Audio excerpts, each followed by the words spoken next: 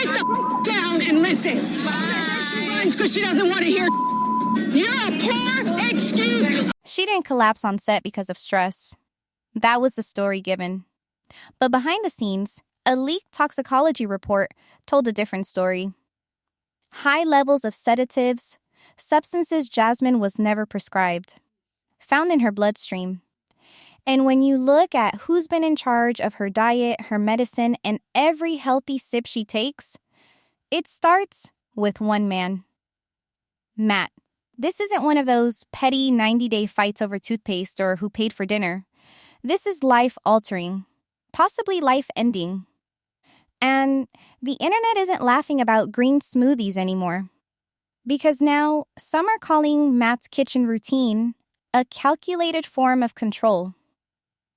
Allegedly, what Jasmine thought was a wellness shake might have been something else entirely, something meant to keep her from getting up, from asking too many questions, or from remembering the answers. Hey, this is Olivia, and you're watching Reality Sport. If you know anything about tea, scandal, or toxic relationships, you'll want to hit follow and tell me in the comments, when did you first notice something felt off with Jasmine? When Jasmine arrived in the US, fans expected drama. Culture clashes, emotional breakdowns, maybe a sassy walkout. But what we got was quieter, weirder, and honestly, more disturbing. Fatigue, facial swelling, speech slurring, random crying, multiple missed interviews, and a boyfriend who keeps pushing new powders, new routines, new remedies. What started as Matt supporting her hair loss by offering immunity boosters slowly turned into a ritual. Same blender, same glass, same pressure to drink, even when Jasmine complained about bitterness. But it wasn't until a hospital visit raised red flags for suspected poisoning that the smoothie theory went viral. Add to that the pharmacy claims? A neighbor calling 911? Suddenly, things weren't dramatic. They were dangerous. No charges have been confirmed. Yet. But the mounting evidence is enough to question everything. And fans aren't buying the stress excuse anymore. This isn't burnout. It's a breakdown that looks like it's being carefully managed. From the inside. What if everything Jasmine thinks is keeping her alive is what's breaking her down? Because next, we need to talk about what she used to be like and how fast it all changed. The Jasmine fans met in Panama was loud, fiery, and brutally outspoken. She didn't whisper, she roared. She questioned everything, fought hard, loved harder, and stood her ground even in stilettos. Whether you loved her or found her too much, one thing was impossible to ignore. She was full of life. That voice, that energy, that fire in her eyes. Unmistakable. Now, she sounds empty. Her voice is softer, slower, often absent. She fades into scenes that once revolved around her. Her postures collapsed. Her words? Disconnected. Slurred. Her sentences trail off like her thoughts are slipping through her fingers. And this didn't happen over years. It crept in over weeks. Fans started flagging it immediately. Jasmine moves to Florida. Within the first month, she's visibly thinner. A small detail, maybe a diet change, or nerves. Then her hair starts falling out. Clumps, not strands. We see the wig posts. Then the trembling hands. Then the missed events. The filmed moments where she looks confused or dazed. And somehow, every time she looks like she's about to explain, Matt slides in with an answer. She's just overwhelmed. She's exhausted. It's the autoimmune stuff acting up. But she never said that before. She never looked like this before. It's not just physical. Her spirit's gone quiet too. This is a woman who once cursed out her fiancé in 2 languages over a toothbrush. Who did lunges in the middle of an argument. Who called out gaslighting when she saw it. Now, cut to Jasmine gently nodding, when Matt lists her symptoms like a script. She doesn't call him out. She doesn't get mad. She barely reacts. Her spark didn't burn out. It looks like it's been dimmed. Systematically. And the timing feels like a trigger pulled. Right after the relocation. Right after Matt takes over her meals, appointments, paperwork. She's in a new country. Her status dependent on him. Her family thousands of miles away. And now, her entire environment controlled down to what she drinks. If Jasmine's fall was natural, it wouldn't follow someone else's hands this closely, would it? Because whoever's calling the shots didn't just take away her energy. They replaced it with compliance. And next, we need to look at where that control starts. In the kitchen. Every morning starts the same way. Matt in the kitchen, Jasmine on the couch, and a perfect glass of green smoothie sliding into the frame like clockwork. On camera, it looks routine, sweet, even, a partner caring for his fiancé's health. But the more you watch, the more off it feels. The way she hesitates. The way she smells the glass before sipping. The way she looks at Matt before drinking, like she's waiting for approval. Or bracing for something. And it's not just breakfast. He manages it all. Her supplements, her meals, her snacks, her immune shots. He's always hovering, always explaining what her body needs. But somehow, it's never what she says she's craving. And when she questions it, a sharp but gentle reminder, babe, remember what the doctor said. Which doctor, though? They've seen 5 different clinics in 2 months, and never the same one twice. She mentioned wanting to join a local gym, connect with other Latin women nearby. Matt said it wasn't safe. Her immune system's too fragile. Best to stick with home workouts. He blamed Florida weather. Allergens. Mold. Flu season. No consistent excuse, just a consistent result. She stays home. Now zoom out to social media. Jasmine used to post at all hours. Messy, chaotic lives, fun filters, honest rants. Now it's polished, infrequent, oddly passive. Her captions repeat phrases from Matt's stories. The same smoothie angles pop up again and again. Digital breadcrumbs that look more curated than candid. Scroll through and you'll notice no location tags, no friends. Even family members from Panama have stopped commenting. And when fans flooded one of her live videos with, "Are you okay?" Questions. What did Matt do? He popped into the screen to scold, then started answering for her. That's not protective. That's strategic. If you watch long enough, it almost feels like Jasmine exists inside Matt's version of reality, not hers. What do you call it when someone controls your food, your phone, your movements, and your story, yet still smiles through every scene? Because once you control what someone eats and hears and says, the rest comes easily. And in the next part, we're going there. The smoothie theory isn't just suspicious. It might be dangerous. The real crack in this fake wellness story didn't come from a TikTok theory or a Reddit thread. It came from a hospital intake form. A Jane Doe brought in with confusion, shallow breathing, and stomach pain. Age, description, and timing all line up with Jasmine. And then the toxicology screen hits. High levels of sedatives in her system. The kind normally used short-term for real medical reasons under real supervision. Not something casually taken with breakfast in a Florida apartment. She has never told fans she is on those meds. No pharmacy vlogs, no starting a new prescription stories, nothing. In fact, she brands herself as natural, gym-focused, and supplement only. So, where is that stuff coming from? And why does it keep showing up in her blood when she lands in the ER? Online, people started connecting dots. She drinks a smoothie. Hours later, she's dizzy. Then she's too tired to film. Then she disappears for a few days. Then she comes back looking even more washed out, with Matt gently explaining she had another flare-up.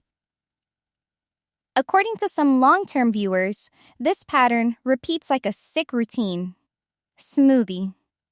Symptoms. Excuse. Reset.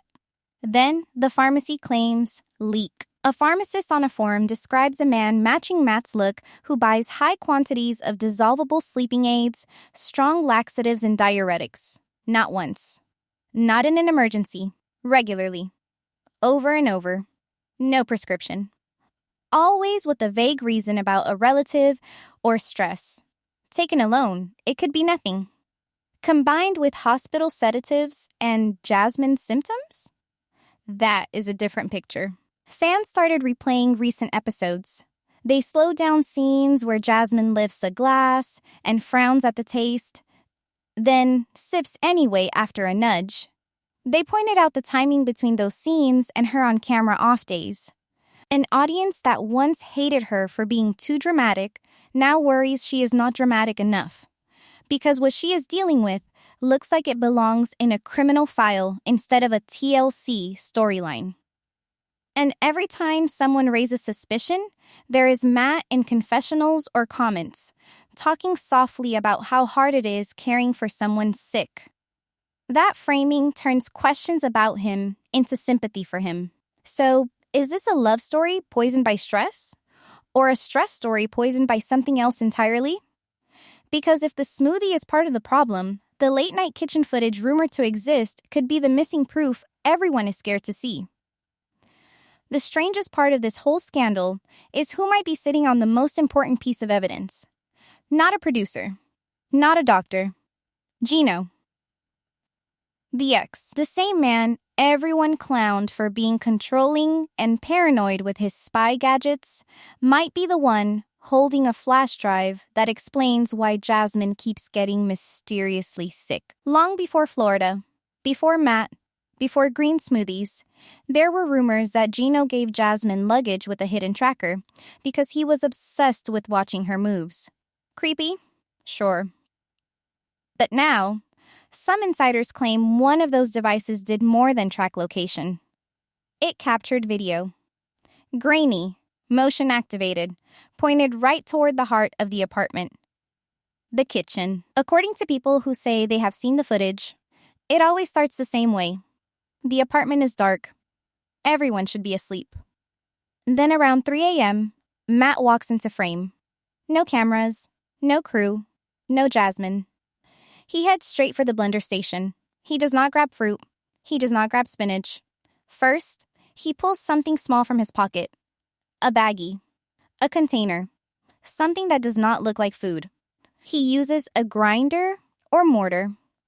Takes his time and turns the contents into a smooth powder. No rush. No hesitation. Almost like he has practiced this before. Then he opens the fridge, pulls out the same jug they pour from in the morning scenes, and starts mixing. Shakes the jug. Checks the glass in the light. Tosses the test drink in the sink, and wipes every surface. It looks like a ritual he does not want anyone to see. The jug goes back on the shelf. Lights off. Scene over. Cut to a few hours later, on the show. We see Jasmine, already looking pale, in a loose top. She moves slower than she used to. Her hands tremble as she takes that same green juice, handed to her on camera. She winces at the taste, forces a smile for the crew. Drinks anyway. By midday, she is suddenly unwell. Head pounding. Stomach wrecked. Too sick to finish a segment. Production wraps early. Compare those two views, side by side, and the pattern feels chilling. A quiet man in the kitchen at night, then a quiet woman falling apart by noon. And the person who might expose that connection to the world is the same ex everyone thought was the issue before. That twist alone has fans rethinking everything they thought they knew about this love triangle. So why would Gino hold back footage that could clear his name and maybe save Jasmine's life, unless he believes the fallout from releasing it will be nuclear? Because once hidden cameras enter the picture, This story stops being about jealousy and turns into a question of who knew what, and how long they were willing to watch before stepping in. The scariest part of this story isn't the green smoothie. It is what happens after Jasmine drinks it and tries to get help. Because every time her body screams for real medical attention, someone steps between her and the truth. And that someone, again and again, is Matt. On camera, he plays a devoted partner who never leaves her side at the clinic. He sits beside her hospital bed. He holds her hand in urgent care. He explains her condition to anyone who asks. At first, that looks sweet, supportive. But when you start lining up the visits, a pattern shows up. They do not build a relationship with one doctor. They bounce. This week, an urgent care on one side of town. Next month, some walk-in clinic across the city. New staff every time. Fresh paperwork. No one tracking long-term changes. That is great if you want anonymity. It is terrible if you want someone to notice a trend of repeated dehydration, low blood pressure, and heavy sedative levels. Most partners who are worried about you will push for one thing: a real specialist, a consistent primary doctor. Someone who can say, "This has happened 3 times in 6 weeks. Something is not right here." In Jasmine's case, every episode is treated like a random event. Food poisoning, panic, allergy. Her system is sensitive. There is always some reason that sounds small and isolated. So, who tells those stories to the staff? Usually, it is Matt. Watch his body language in those clips or in the retellings shared online. He answers before Jasmine speaks. He describes her symptoms in long detail. She sits there, quiet, occasionally nodding or looking confused. And if she tries to correct him on camera, he quickly reframes her as anxious or forgetful. There are reports of one particular visit where a nurse tried to pull Jasmine aside for privacy for a basic check without Matt hovering. That is standard. Sometimes a nurse needs blood pressure readings without a partner talking over the patient. But according to insiders, Matt pushed back, argued that he needed to be there because she does not understand medical terms. That line sounds caring. It also blocks Jasmine from telling anyone in private what she feels. If you have ever been sick, you know how it feels when your body does not add up. You know something is wrong, but you do not have the language for it. Jasmine is in a new country, new system, new language. Add suspected sedatives in her bloodstream, and her confusion starts to look less like random panic and more like a result of the very treatment she receives at home. Fans pointed out how often she seems mentally foggy in simple scenes, forgetting what day it is, struggling to remember short timelines, staring off mid-sentence. Online, some people mocked her for being dramatic or scattered, but through the lens of repeated exposure to substances that slow your thinking, the mood shifts from judgment to concern. Think about the emotional toll. There is one reported moment from a clinic where Jasmine, away from cameras, asked a nurse a quiet question. Not what is wrong with me, but am I dying? That is not a casual question. It is not someone milking attention. That is a woman who has been told repeatedly that her body is failing her for mysterious reasons, who feels her strength disappearing, who cannot get a consistent answer. And instead of being guided to specialists who could run deeper tests, she gets more powders at home and more excuses about her immune system. When someone reaches the point of asking a stranger if they are dying, something has gone way beyond normal stress or relationship issues. Look back at Jasmine in earlier seasons. She was scared of losing love, scared of being cheated on, scared of aging. But she was not scared of her own body shutting down. She did not walk into clinics asking if her life was on the line. That fear appears only after she enters an environment where her symptoms spike, her support system is stripped, and one person becomes the gatekeeper of her entire medical reality. that gatekeeping shows up in smaller ways too. She has talked publicly about wanting her teeth fixed, her skin looked at, her hormones tested. Matt tends to lean away from conventional doctors and toward his own solutions. More supplements, more home remedies, more talk about detoxes and cleanses. It sounds wellness focused on the surface. Under the surface, it keeps all treatment under his control. When people suggested she see a neurologist for the shaking or a dermatologist for her hair loss, the response was always vague. Plans that never quite happened. Appointments that fell through. In their place, we see more home concoctions, homemade blends, and Matt telling cameras how stressful it is handling Jasmine's health issues. So he gets sympathy as the strong one, while she gets framed as unstable and fragile. There is a name for that pattern of behavior. In general terms, not a diagnosis, but a description. When someone exaggerates or induces another person's health problems to play caretaker, they turn illness into a control tool. They get attention, power, and leverage. The patient gets weaker, more isolated, and more dependent. You do not need a psychology degree to see how that dynamic might benefit the one mixing the drinks and managing the doctors. Now, add immigration into the mix. Jasmine's American status depends on this relationship working. Her access to insurance, transportation, and language help sits with Matt. If he tells her going to another clinic might mess up her file, might cost too much, might ruin something with their paperwork, how likely is she to push back? Especially when she already feels physically and mentally drained. Some fans have tried to defend Matt. They say maybe he is overwhelmed and simply making bad choices out of fear. Maybe he truly believes in alternative medicine and does not trust traditional doctors. Maybe the pharmacy logs are exaggerated. That is fair to consider.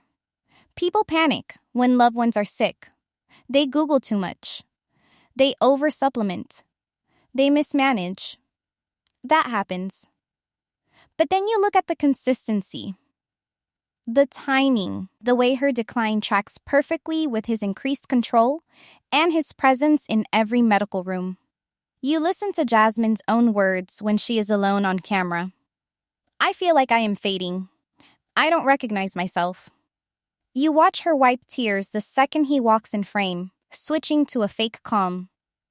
And it feels less like normal couple stress and more like a person trained not to show distress in front of their keeper. Every time someone suggests she seek help outside the bubble, the answer is some version of Matt is handling it. He is the translator, the driver, the chef, the nurse, the self-appointed health coach. And those roles all intersect at one point. He filters what gets in and what gets out. Food in, pills in, narratives out. If a doctor raises suspicion, they never return. If a nurse pushes for privacy, she gets brushed off. If a viewer asks hard questions, they are blocked or dismissed as haters. There is a reason survivors of controlling relationships often say the scariest part was not the obvious arguments, but the quiet moments where they realize their entire world passes through one person's hands. Jasmine is an adult, a mother, a strong personality. Yet, on this show, she has turned into someone who asks for permission to rest, to go out, to speak up about how she feels. When your symptoms get worse, but your partner keeps insisting you are lucky to have them managing your care, that is not healing. That is a red flag waving in your face. And the worst part is, she believes it, at least on the surface. When fans call the police or tag authorities, she defends him. When online strangers worry about her, she goes live to insist he is her angel. But watch her eyes. Listen between the lines. That is where the story feels less like gratitude and more like fear, confusion, and a desperate attempt to cling to the one version of reality she has been given. Because if she ever lets herself believe that the person holding her hand in the waiting room is part of the reason she keeps ending up there, her whole world collapses. And that brings us to the next piece of this nightmare, where even her public defenses of Matt start to sound like a cry for help wrapped in denial. The thing about isolation is, it rarely starts with locked doors. It starts with concern. Concern about your energy, your stress, your immune system. That is how it looks on the surface with Jasmine. Her circle shrinks, not with drama, but with excuses. At first, she talks about wanting friends in Florida, a gym community, Latin dance classes. You hear that familiar Jasmine tone, hopeful and ambitious. She wants to belong. She wants to build a life outside of the show and the relationship.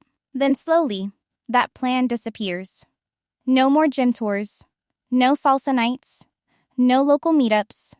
Instead, she is on the couch. At home.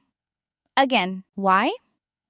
Because apparently, she is too fragile for all that. Too tired, too stressed, too sick. Every time she wants to go out, there is a new health angle. The weather is bad. There is a virus going around. The gym is dirty. Someone from his work is sick. Each reason, taken alone, sounds like a protective partner being careful. Put together, it forms a pattern. You are too sick to go there. You are just fine to stay here. Food is controlled. Movement is controlled. Then communication. Calls from Panama go unanswered or cut short. Her family only hears updates filtered through him or carefully curated video calls where she smiles a bit too hard and insists everything is fine. Friends from before stop commenting on her posts. Some say they are blocked. Others say they feel pushed away. The effect is the same. Less input from the outside. More reliance on one voice inside. Online, Jasmine used to overshare. She would rant for 30 minutes straight, laugh, cry, then clap back at trolls in real time. That chaos was part of the appeal. Lately, her lives look shorter, more controlled, her answers safer. You can feel her editing herself in real time. And when uncomfortable questions about her health or Matt's role pop up in the chat, she either ignores them or he appears, like a filter you did not ask for. The illness explanation becomes the master key. Why she moved slower. Why she missed filming. Why she was not visiting friends.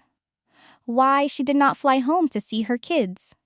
Most people experiencing real long-term health issues seek a wider net of help and support. They tell close friends. They bring more people into their circle. Jasmine's circle seems to shrink as her symptoms grow. That double effect is hard to ignore. Some viewers argue that she is grown and can leave any time. That perspective misses how control works when it is layered. You do not just deal with sickness. You deal with money, language, location, immigration, and emotional bonds all tangled together. Her visa is tied to this relationship. Her transportation is tied to Matt. Her insurance, her access to U.S. healthcare, even her ability to call authorities without fear of retaliation, all sit inside the same bubble. If every day you are told your body is weak, your mind is foggy, and your partner is the only one who knows how to keep you stable, of course you start believing it. You stop trusting your own instincts because your instincts got you sick. You start trusting the routine, the smoothies, the supplements, the rules. Even when those rules look like a cage dressed up as concern, there are whispers that even production has noticed. Crew members who are used to big personalities and big meltdowns have reportedly been uncomfortable watching Jasmine deteriorate between shoots. One day she walks in, still her old self but tired. Weeks later, they find her sweating, shaking, clinging to Matt's arm while he whispers into her ear before she talks on camera. On reality sets, teams expect conflict, not potential emergencies. The story going around is that one scene had to be cut short because Jasmine looked so gone that it stopped being entertaining and started looking like a health crisis. A camera guy, trained to capture every wild moment, apparently dropped his gear to call for help when she collapsed. That is not normal. She fainted from drama energy.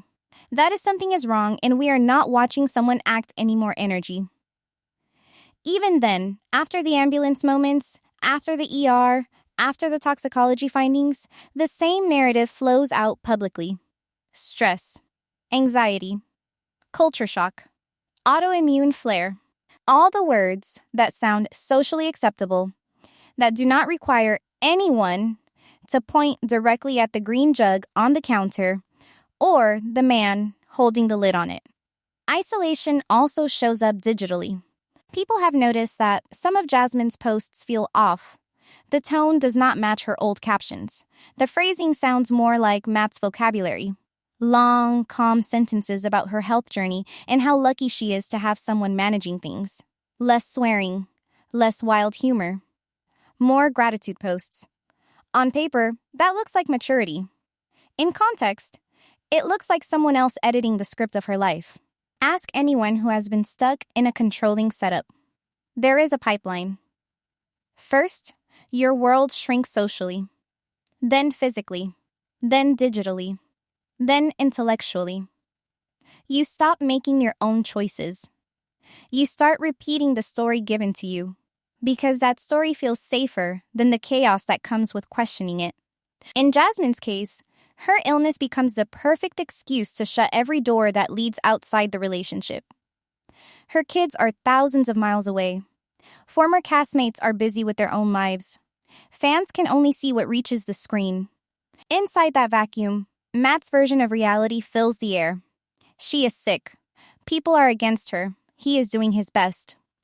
Anyone questioning that is toxic or jealous. The sickness is used as a shield to deflect criticism and as a leash to keep her from walking too far. You might think, does she not notice? Does she not feel suffocated? That is where the emotional trap gets tighter. There is guilt. If she complains, she looks ungrateful. This man feeds her, drives her, pays rent, goes to appointments. How evil would she have to be to accuse him of hurting her when he is standing there at 3 a.m., holding her hair while she throws up, or carrying her to the car when she is too dizzy to walk? Now add the cameras and the fans.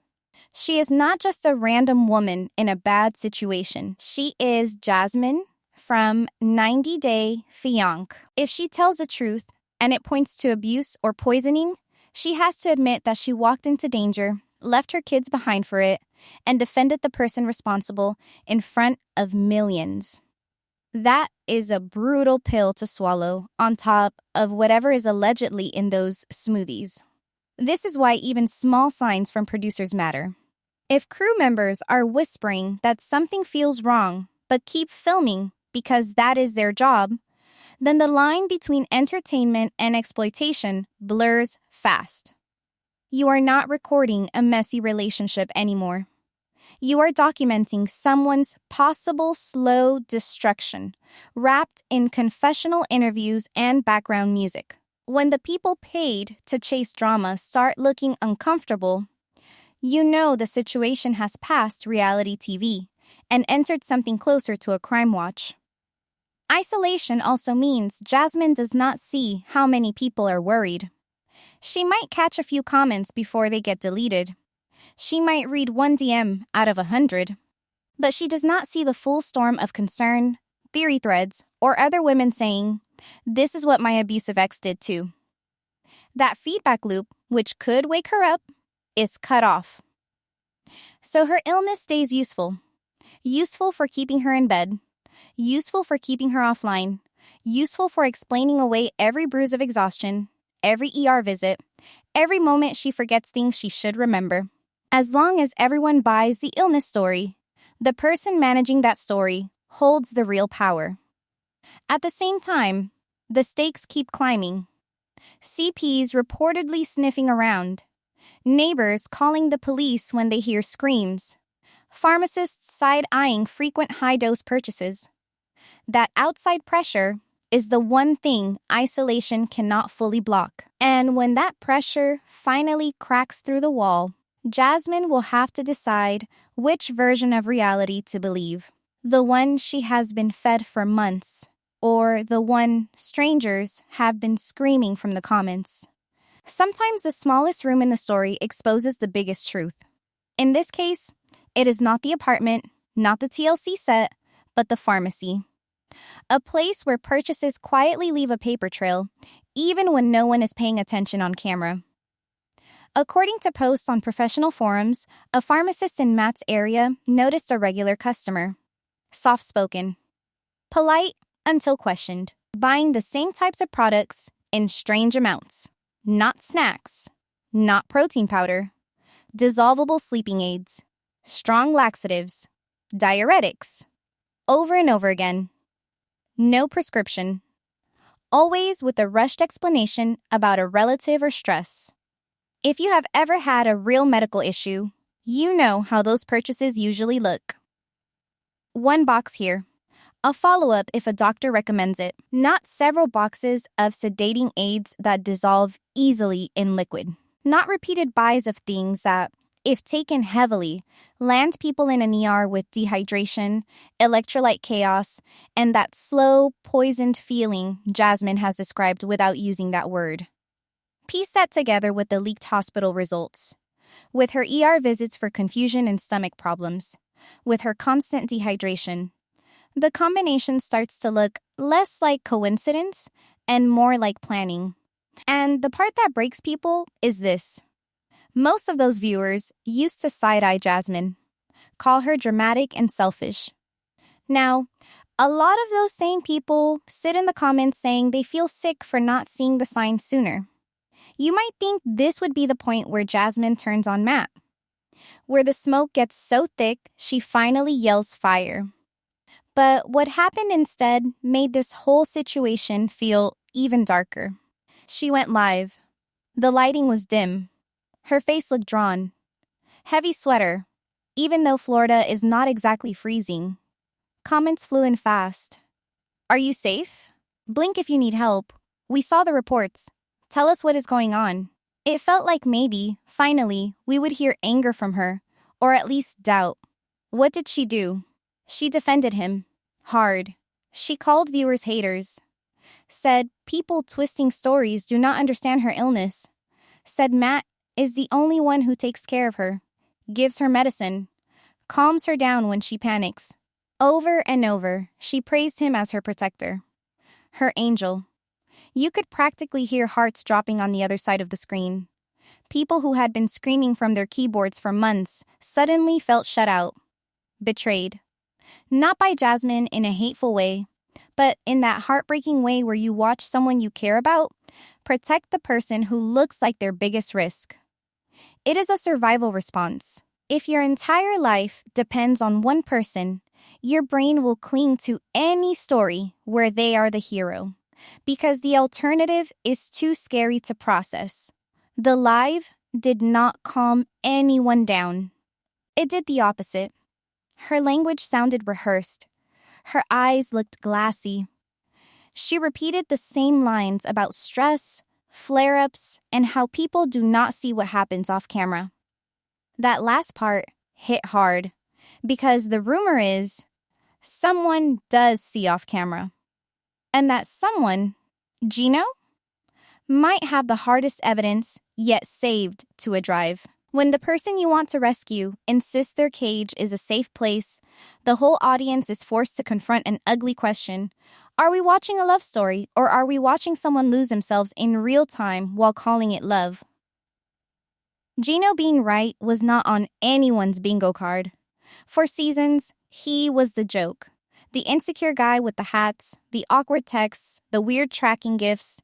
Viewers dragged him for spying on Jasmine, for wanting too much control, for acting like a jealous teenager in a grown man's body. But now, that same paranoia might be the only reason anyone outside that apartment has any idea what is going on in the kitchen when the crew is gone. Before Jasmine ever set foot in Florida, before Matt ever held a blender on camera, There were reports that Gino gave her luggage with tracking tech hidden inside. He framed it as protection. In case the bags were stolen. In case the airline lost them. Most people saw it for what it was. Fear and obsession mixed together. But according to insiders, one part of that gift was not just tracking. At least one piece included a small motion-activated camera with local storage and cloud backup. If that is true, then while Jasmine was trying to start a new life, someone in Panama, sitting behind a screen, watched pieces of that life unfold without her knowing. The wild part is, he did not see what he expected. Not new cheating, not wild parties, not Jasmine sneaking off. He allegedly saw someone else moving like a ghost through that kitchen at hours where no one should be awake. The descriptions of that footage, from people who claim they saw it or screenshots, all hit the same beats. It is late, after 3 a.m. The apartment looks still. Then a light flicks on. Matt walks into the frame. No show shirt. No good boyfriend performance. Just a man in a t-shirt, focused on the counter. He does not grab kale. He does not grab fruit. He reaches into his pocket, or a high cabinet, and pulls out something small. A bag or bottle that does not match the labeled supplement jars Jasmine shows off sometimes. There is no measuring spoon, no recipe card. He pours the contents into a small bowl or mortar, then grinds.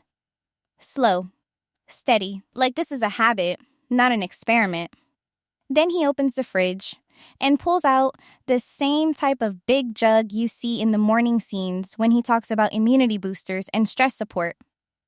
He pours some of the powder in, shakes the jug, pours a small test glass, holds it up like he is checking to see if anything is floating.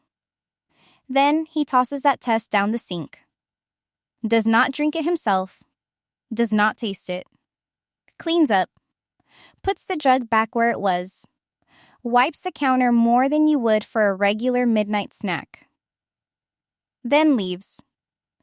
On its own, you could stretch for a benign explanation. Maybe he is making a secret surprise recipe. Maybe he is embarrassed about weird health supplements. But paired with the hospital report flagging sedatives, a pharmacist complaining about unusual dissolvable purchases, and a girlfriend who looks more sedated and sick every time she drinks from that jug the next morning, the scene hits different. Gino reportedly watched enough of this pattern to feel sick. Not out of jealousy this time, but fear. For once, his urge to monitor did not expose Jasmine's bad behavior. It exposed someone else's. That flips the narrative viewers had for years. The guy everyone called controlling might have accidentally recorded a much bigger control problem. Why has this not exploded across every feed with raw footage? That is where the legal hesitation comes in. If Gino has those files, dumping them online would be messy. It raises questions about privacy, evidence tampering, even his own liability for watching without stepping in sooner. So instead, the rumor is he did what nervous, guilt-ridden people do when they are out of their depth. He went to lawyers. Allegedly, he has been warned not to leak anything publicly until it can be handed to the right authorities. That delay drives fans crazy. They want proof. They want to see what the insiders say they saw. But from a legal point of view, if that video holds up, it is not content. It is evidence. Evidence that could be used in a criminal case tied to poison, control, or worse. And then there is the show itself. 90 Day Fianc thrives on reunions, tell-alls, drama peaked at the end of a season. The idea floating around is that Gino might be planning a TV confrontation, a moment where he walks in with a flash drive, forces the network to face what their cameras missed. That type of scene would melt ratings. It would also drag a production company into a very uncomfortable spotlight. If they see something criminal on that screen and keep it rolling as entertainment, they do not look like storytellers anymore. They look like bystanders. So you have a triangle that used to feel petty and now feels like a no-win situation. Jasmine, visibly declining. Matt, allegedly mixing things in the dark and guiding her every move in the light. Gino, sitting on footage that proves his old paranoia found a new target. Viewers are left asking, where does reality TV stop and real-life responsibility start? The emotional whiplash is heavy. People who hated Gino for spying now find themselves hoping his spying saves someone. People who defended Matt as a calm, stable upgrade from chaotic relationships now squint at every gentle touch on screen, wondering what the writers did not show. And Jasmine, who has been painted as the problem woman for so long, now looks more like the person surrounded by problems she did not fully consent to, from two very different men. There is also a harsh, uncomfortable twist underneath all of this. If the footage is as bad as described, then multiple people have had chances to ring alarms louder. Gino, watching from afar. Neighbors, hearing partial fights. Crew, seeing half collapses. Pharmacists, seeing suspicious buys. Fans, picking up on clues. That is a lot of partial witnesses. It raises that sick question in the pit of your stomach. Did everyone assume someone else would handle it? When your receipts include a hidden camera kitchen clip, hospital talks reports, and a woman on live stream defending the person at the center of all of it, you realize this is not a storyline anymore. It is a slow-moving crisis hiding in plain sight. And that is what makes the final stretch of this story so hard to sit through. Because as the outside pressure closes in, the person most at risk still does not see herself as a victim. She sees herself as loyal. Which sets the stage for the last, harshest part, where everything might crash in at once, and she has to see all these pieces laid out together for the first time. The strangest thing about Jasmine right now is not what she is saying. It is what her face does when she stops. You see it in those short clips, those filtered stories. Smile on. Lips moving, repeating the same lines about being okay and blessed. Then she thinks the recording is done. Her mouth relaxes, her eyes drop, and for half a second, you see the real state underneath. Exhausted. Checked out. Scared. Her camera presence used to be loud, messy, honest in a chaotic way. She would rant with no makeup while doing sit-ups. Cry mid-sentence. Shake from anger, not from weakness. Now, the intensity is gone. What is left is a soft, forced positivity that does not match her body language. Shoulders tight. Jaw clenched. Smile delayed. That is the silence people keep talking about. Not literal silence, but emotional silence. A person who once overshared now barely shares anything that feels real. Fans who used to drag her now watch with a weight in their chest. They are not asking why is she so dramatic anymore. They are asking, why does she look dead behind the eyes when she says she has never been happier? That shift is huge. Online, people throw the word gaslighting around for every disagreement, but this situation feels like the real thing. Her entire world has been rewritten, and she is trying to read from that script like it is her own. So the question becomes, is she protecting Matt on purpose, or is she too deep in the story he built to see another version of events? Protection is one layer. She has publicly tied herself to him. She has called him her angel. If she wakes up tomorrow and decides to call him her abuser, she has to also admit she helped shield him from scrutiny for months. That type of shame keeps people quiet, even when the truth would free them. Then there is fear. Not the movie type, where you hide in closets. The day-to-day fear that if you break the routine, things get worse. If she refuses a smoothie, what happens? If she demands to see a new doctor alone, what happens? If she tells producers off camera, I think someone is drugging me, what happens? She risks more arguments, more emotional punishment, more isolation, maybe even threats about her kids or her visa. That is the kind of danger you do not always see. You feel it, quietly, when you watch her flinch with her eyes whenever he enters a room during filming. People on the outside like to think they would run, that they would scream at the first pill they did not recognize. But most control does not feel like a kidnapping. It feels like love with rules that slowly suffocate you. It feels like, take this, you are not feeling well. Stay home today, you look weak. Do not call them, they stress you out. One day you wake up and realize you have not made a real choice in months. For Jasmine, the stakes are huge. If she leaves Matt, what happens to her status in the U.S.? Her income, her medical care, her reality TV storyline, her image. She left her kids behind, chasing this chance. How do you go back and say, it was a nightmare? I was sick. I was controlled. I stayed anyway. That is not a simple Instagram caption. That is a life reset. At the same time, pressure from the outside is not letting up. Fans tagging authorities. Reports about pharmacists and neighbors. Talk of CPs showing interest. Rumors of footage sitting in a lawyer's office. Whether she likes it or not, people are building a case in the background. That means one day someone might show her, on a screen, moments she never saw. Night clips. Purchases. Papers with her blood test results. That confrontation, if it happens, will break something wide open for her and for the audience who feels like they have been screaming into a void. If you look closely at her more recent appearances, you see one more thing. A tiny delay when she praises Matt, almost like she is searching for the right word. That hesitation haunts people. It looks like a woman trying to sync what she feels with what she is supposed to say, and losing the battle, even when she snaps at fans to leave him alone.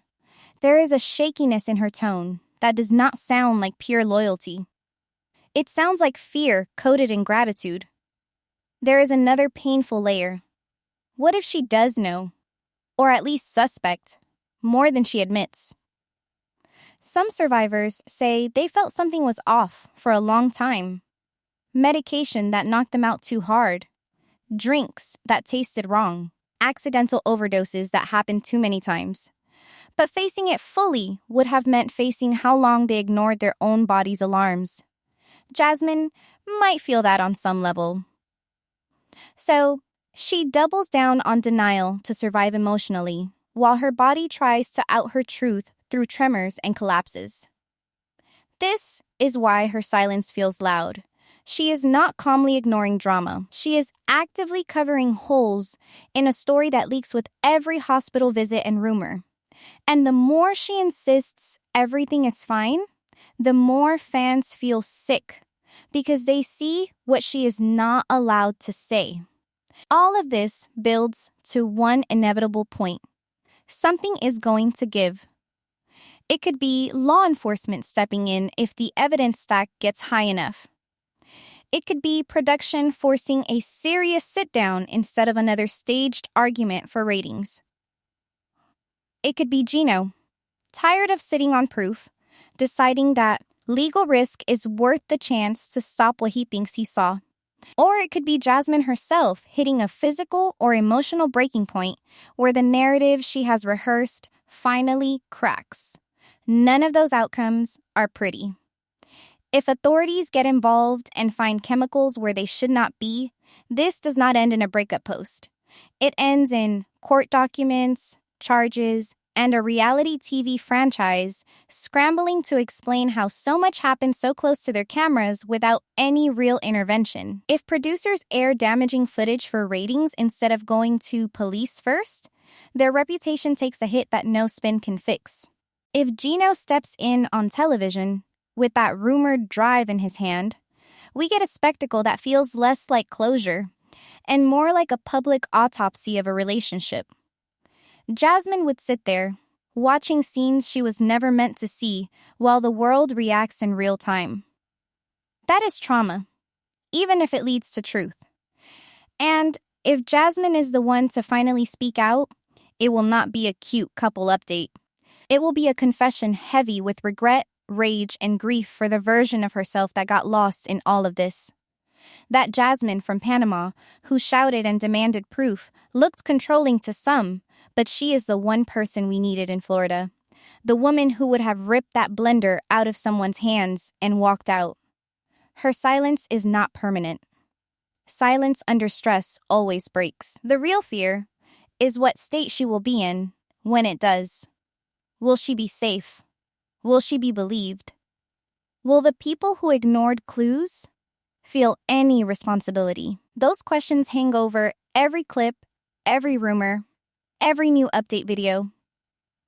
What you feel watching all of this is a mix of anger and helplessness. Anger at the pattern, at anyone allegedly using someone's body and mind as tools for control. Helplessness, because you do not live in that apartment. You are not in the exam rooms. You are not the neighbor with a phone. All you have is an internet connection, a comment box, and the hope that attention turns into action. Because this story stopped being about messy reality TV a long time ago. Now it is a warning. For anyone who laughs off little red flags. For anyone whose partner jokes about how they would not survive without them. For anyone watching this who recognizes that look Jasmine gets when someone else walks into the room. That is not drama. That is someone trying not to disappear. And as the situation keeps evolving, one thing is clear. The next move will not come from a fan theory. It will come from a system finally catching up. Or from a cast member deciding secrets cost more than silence. When that happens, everything we have covered here, from the smoothies to the cameras to the clinics, will look different in hindsight. If you want to understand how these patterns form long before the hospital visits and leaked reports, you will want to see what went wrong in Jasmine's earlier relationships too, because the red flags did not start in Florida.